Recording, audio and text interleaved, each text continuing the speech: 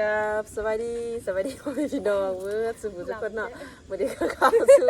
ทั้งสองโรงเรียนสาวดาวคือเก่ากับสวัสดีพ่อแม่พี่น้องกับสวัสดี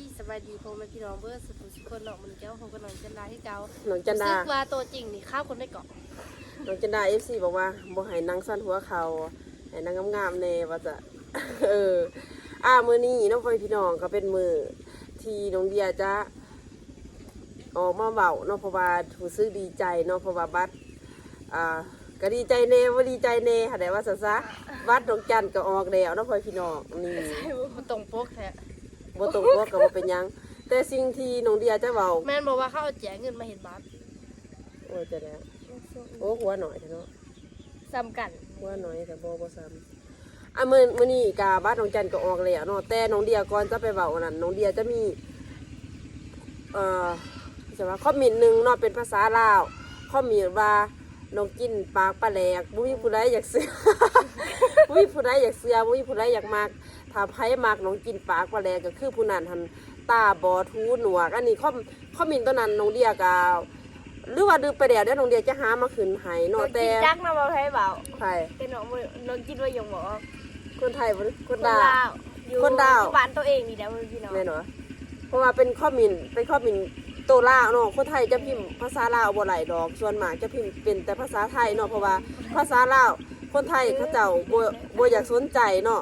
ก็บ่อยากบอกว่ามีหลายคอมเมนต์แฮงที่เขาเจ้ามาคอมเมนต์เนาะว่าน้องกินปากปลาแหลกน้องกินความเว้าหลายถ้าผู้ใดลงมักน้องกินก็คือคนนั้นหันผีบาแล้วเว้าหลายแหละพ่อแม่พี่น้องแต่น้องกินอยากบอกเขาเป็นว่าจะ กาดอกามันมีปลาแหลกซะว่าอยู่ในดิเบิ่งตี้ดิเบิ่งเอามีแต่ปากกับแควดีหรือว่าปากแต่ว่าค่อนข้อมินมามีปลาแหลกติดดับบอกจะว่าบอกจังซั่นแล้วขั้นว่าคนที่มามักเรากินเป็นบ้าขั้นคนที่มามักเรากินขั้นที่มักคนที่ข้อมินค่ะขยายมาปวงมันถึงคนเนาะขยายมาเป็นยาอ่อนจะแควตอกแควเจิงยักษ์กับบ้าเบิด อันนี้เขาบินแบบนี้น้องจันรู้สึกจะได้ ดีใจหมดเลย โดยกันสิขอว่าเดี๋ยวมาจ้าแบนบอกเขาหวานก้อนข้าวเนื้อเป็นจะไรน้องจันคือว่ารู้สึกดีใจน้องจัน การบอกย้อนว่าซื้อก่อนเป็นตาซ่า เพราะว่ากันแล้วก็บอกว่าน้องกินทันโตลำแห้งเนาะแล้วก็ เนาะยาพามาลำแต่คนคอมมินมาขาวกันเรากินแล้วว่า บอกกัน น่าจะกระตีถึงสีดำกระลำแต่หน้าตาจะใจสะอาด อันนี้โรงเรียนเห็นย่ำหาไปเห็นร้ายแห้งแล้วก็รู้สึกว่าดูโตนหนองเนาะที่อยากออกมาบอกก็คือแบบมี FC ฟังไทยมาคอมเมนต์ว่าฮักน้องกินมั่งน้องกินเนาะน้องกินนะฮักน้องกินงามแล้วก็มีคนนี้มาคอมเมนต์แล้วก็น้องกินย่ำหาเป็นว่าเป็นคนดาว ก็ยอมรับว่าเป็นคนลาวแล้วเขาบริเป็นคนไทยแล้วก็บริเป็นคนไก่วะบริเป็นคนที่แบบว่านิสัยคือเจ้านะ น้องพลอยพี่น้องแล้วมื้อนี้น้องเดียกับน้องจันแล้วก็น้องจินอยากออกมาขอบคุณดวงตาอยู่ทั้งฝั่งไทยเนาะที่ฝากค่ารถมาให้ไปไทยในครั้งนี้เนาะก็คือการที่ฝากให้ไปไทยในครั้งนี้ก็มีบางคนที่เข้าใจผิดว่าน้องเดียนัดพบผู้บ่าวอยู่ฝั่งไทยโบเนาะก็คือ อยากบอกว่ากระดาษค่ารถยังดวงตาฝากให้จังสิทำได้น้องจันอยากให้น้องจันต่อบ้านน้องเดียจะพาน้องจันไปเที่ยวประเทศไทยเพราะว่า1ถ่ายคลิป2น้องจันเพิ่นเคยเห็นประเทศไทยแต่กับน้องจันอยากไปแห้งในบ้านนี่น้องจันดีใจแม่นอันนี้ก็คือความรู้สึกของน้องอยากไป3มันไปเบิ่งรถไฟสายสีเหลืองสีอันเด้อน้องจันอยากไปเห็นประเทศไทยเพราะคนไทยเขามีแต่คนตาหักตาแพร่แม่นจันก็อยากไปเห็นเนาะอันนี้ก็คือเรื่องจริงเนาะพ่อพี่น้องแล้วขอบคุณที่จริงดวงตาบอกว่าอยากให้มาทั้งเมย์แล้วก็น้องจันน้องกินแต่ว่าเมย์หันได้อยากกินข้าวแห้งแล้วได้เฮ็ดกินเนาะพ่อพี่น้องได้บ่ได้ว่าออกน้ำก็ต้องขอโทษหลายๆเนาะก็เป็นเงิน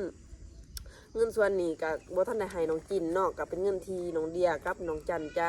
เอาไปไทยแล้วบอกว่าทั้งค่ารถค่ากินถ้าว่าเดือก็เก็บไว้กินที่เฮาจะไปเซาของอยู่เองเนาะน้องจันแต่สิ่งสำคัญก็ขอบคุณอ้ายที่เพิ่นเป็นห่วงเนาะกับ บ่เป็นหยังเนาะเฮาบ่ได้ไปนัดพบผู้ใดเฮาไปแล้วก็ไปแต่เฮาเนาะน้องกินน้องจัน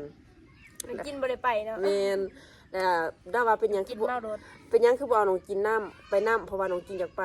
น้องกินหันอยากไปอยู่แต่ว่าค่าอีหยังน้องกิน ค่าเฮียนเนาะเรากินก็บ่อยากขาต้องเฮียนเพ แม่ ราะว่าน มันสิจบแล้วเนาะ แม่น จบม แล้วก็การที่จบม .4 นี่น้องกินบาง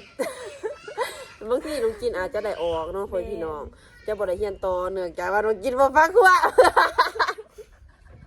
น้องกินกี่ขาเด็ดหน้าก็ได้ว่าต้องให้ออกมาเห็นหน้าเพราะว่าบ่มีรถเกี่ยวเขาวเป็นจะได้น้องจันความรู้สึกอยากให้น้องจันขอบคุณดวงตาเนี่ย น้องจันก็ขอบคุณดวงตาเด้อที่ฝากขับรถมาให้เนาะน้องจันคิดว่าสิเอาขับรถมาแต่ไส แม่นเนาะ ไปไทยได้ครั้งนี้รู้สึกจะได้ดีใจตื่นเต้นบ่ แม่นดีใจตื่นเต้น อันดับแรกจะไปเห็นก็คือ ประเทศไทยก็ อยาก เป็ เห็ น น ประเทศที่แบบพัฒนาสวยสดงดงามแล้วก็เป็นประเทศที่แบบว่าเขาเจ้านับถือแบบนับถืออันนั้นนะ ที่นี่ นับถือนับถือรัฐบาลน้องเลยพี่น้องเห็นบอกเปิดเพลงแต่เขาก็นับถือสันสารเขาเองบางทีได้ยินเสียงเพลงไทยโอ้ยืนโกงเขาลูก แม่ ทุ่งศาสตร์ น้องจันนี่อยากไปเห็นที่ว่า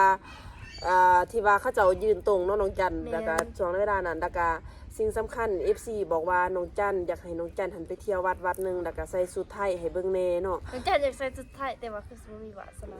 เขาเจ้ามีให้เซา เซาคือสิแพ้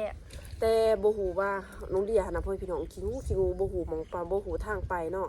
ถ้า FC ฮู้อะไรถ้า FC ฮู้ก็แนะนำเด้อน้องจินอยากให้น้องจินบอก FC แน่ว่าการบ่ได้ไปไทยนำเอื้อย2คนในครั้งนี้เป็นจังไดรู้สึกเสียใจบ่หรือว่าธรรมดา ก็ธรรมดาไปเนาะเพราะว่าเขาสิเสียใจไปกับจังไดก็บ่ได้ไปคือเก่าเนาะพี่น้อง แม่นเนาะจะได้ก็บ่ได้ไปคือเก่าและซั่นนั้นก็อยู่กับแม่เนาะน้องจิน แม่ แล้วก็บ่มีผู้ใดอยู่นำแม่แน่ถ้าว่าสิไปเบิดเนาะก็อยากให้มีคนอยู่นำแม่แน่จักคนหนึง แล้วน้องจันFC ถามมาว่ายังเฮียนอยู่คือว่าสิได้ไปไทยได้น้องจัน น้องจันเฮ็ดใบลาพักขอบอาจารย์ไปเนาะ เพราะว่าเฮาก็ไปบ่ล้น แม่นไปบ่ลนถ้าขอบอาจารย์ไปเฮ็ดใบลาพักไปก็ได้แต่ว่าอยู่ไทยน้องจันบ่ฮู้ว่าขอบหลายหรือบ่แต่อยู่ลาวหลายเนาะเพิ่น แม่นแล้วก็ แต่ว่าเขาบ่ไปฮอดเดือน แม่นแล้วก็การที่เฮาไปในครั้งนี้ก็คิดว่าตอนแดงตั้งใจว่าจะไปเดือนหนึงเนาะน้องจัน แม่น แต่ว่าบัดน้องจันออกบ่ทันก็จะได้ไปอยู่ประมาณ 2 ทิศ 2 อาทิตย์เนาะแล้วก็สิ่งที่น้องเดียอยากไปก็คือ อยากไปยามดวงตาอยู่ขอนแก่นนํเนาะเพราะว่าเราค่อนข้างช่วงนี้บ่สบายแฮงเนาะพ่อพี่น้องย่างเดินเขาสักคนไทยเขาเจ้าก็เดินเนาะ แม่น เดินบ่ไหลเนาะพ่อพี่น้องเขาเจ้าแบบ เดินไม่ได้ แบบคุมแบบดวงตา ถ่ายตกหยุดแล้ว ถ่ายต้องหยุด ยังก็ได้ขี่หยุดซะ แบบว่าก็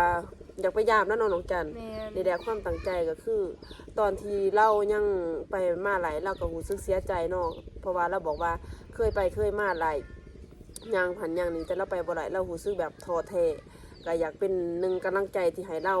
ไปให้เราเนาะบางคนก็บอกว่าเป็นสู่เป็นแฟนกับครูบาจะสันจะสี่กันแล้วแต่เขาสิคิดเนาะพ่อพี่น้องแต่สำหรับ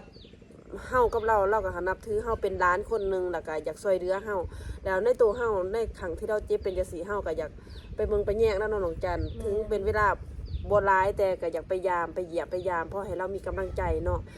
คลิปนี้ก็อยากขอบคุณดวงตาอีกครั้งเนาะพ่อ แม่ พี่ น น้อง เนาะอยากขอบคุณดวงตาหลายๆเด้อ เราน้องจินยังบ่ทันได้ขอบคุณดวงตาถึงบ่ได้น้องจินจะขอบคุณดวงตาในตี กาขอบพระคุณดวงตาได้หลายเด้อที่ฝากเงินมาให้เอือจันกับเบอร์เดียเนาะแล้วก็ขอให้